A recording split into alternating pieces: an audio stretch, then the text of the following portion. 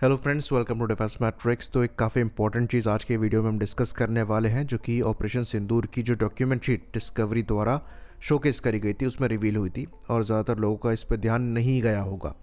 तो ये बहुत बड़ी बात है, ये हम आपको बता दें। तो ये ऑपरेशन सिंदूर में हमने देखा था कि हमारे एयर डिफेंस सिस्टम्स ने काफ़ी अच्छा परफॉर्म किया था। मल्टीपल एनिमी टारगेट्स जो हमने टेक डाउन किए थे, जिसमें इनके फाइटर प्लेटफॉर्म्स तो हमने टेक डाउन किए ही थे, साथ ही साथ इनकी साइड से जो प्रोजेक्टाइल्स फायर किए गए थे, जिसमें रॉकेट्स थे, मिसाइल्स थी, उनको भी हमने इंटरसेप्ट किया था। बाकी ड्रोन का इंटरसेप्शन भी हुआ था। तो एयर डिफेंस सिस्टम्स की जो परफॉर्मेंस रही थी ये एक्सेप्शनल रही थी।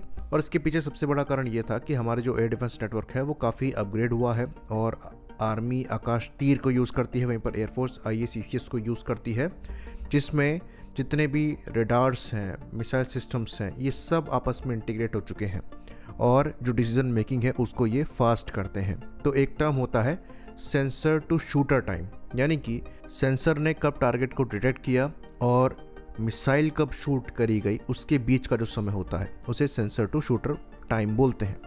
ये किल चेन को बनाने में जो एग्जैक्ट टाइम लगता है उसको कहा जाता है।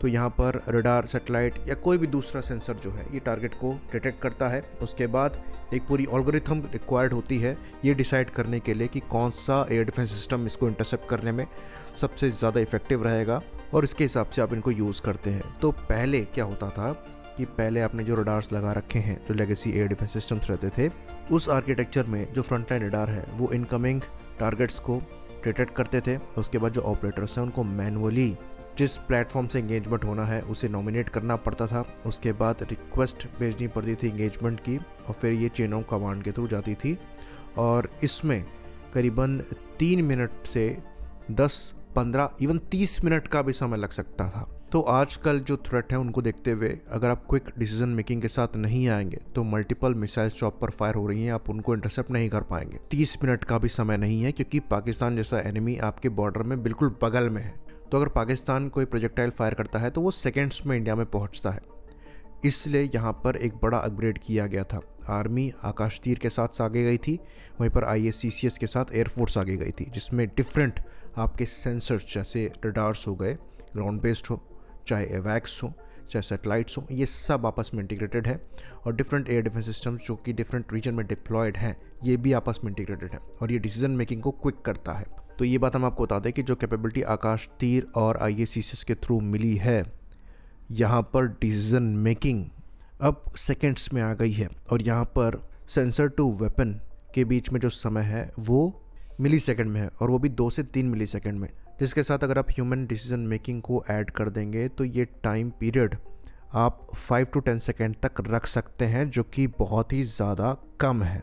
और ये दुनिया के one of the best systems में आता है, जिसमें अगर आप साथ में कंपेयर करेंगे अमेरिकन सिस्टम को, तो अमेरिका द्वारा यहाँ पर फायर स्टॉर्म को डिप्लॉय किया जाता है, जो कि 20 सेकेंड के अंदर sensor to shooter time period को रखता है। वहीं पर जो इजरायली फायर वीवर है यहाँ 5 सेकेंड के अराउंड आता है। तो यही टाइम पीरियड आकाश तीर और IACCS के साथ हम अचीव कर रहे हैं, जो कि दुनिया का वन ऑफ द बेस्ट है।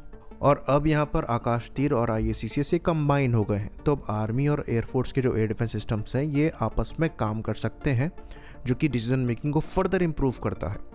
और मिशन सुदर्शन चक्र के अंतर्गत ये और भी ज़्यादा इंप्रूव हो जाएगी जब यहाँ पर और ज़्यादा सेंसर्स ऐड हो जाएंगे टारगेट ट्रैकिंग के लिए। यहाँ पर हम मल्टीपल रडार्स को इंस्टॉल करेंगे ही, साथ ही साथ एवैक्स की संख्या बढ़ेगी, सैटेलाइट की संख्या बढ़ेगी और दूसरे सपोर्टिंग प्लेटफॉर्म भी यहाँ पर बढ़ जाएंगे, जैसे कि I-STAR प्लेटफॉर्म्स हो गए।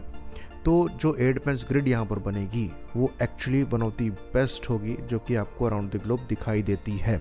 और मिशन सुदर्शन चक्र में जो चीज़ ऐड हो जाएगी वो ऑफेंसिव कैपेबिलिटी भी है। जहाँ से प्रोजेक्टाइल फायर हो रहा है एग्जैक्टली उसी लोकेशन में हम उसको डिस्ट्रॉय भी कर पाएंगे और वो भी ड्यूरेशन यहाँ पर कम होगा।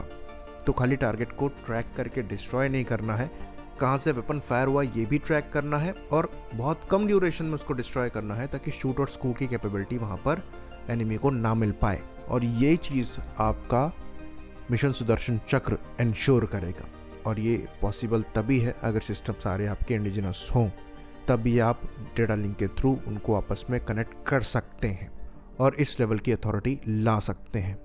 इसी बात पर इस वीडियो को हम ख़त्म करेंगे। लाइक करिए, सब्सक्राइब करिए। जय हिंद।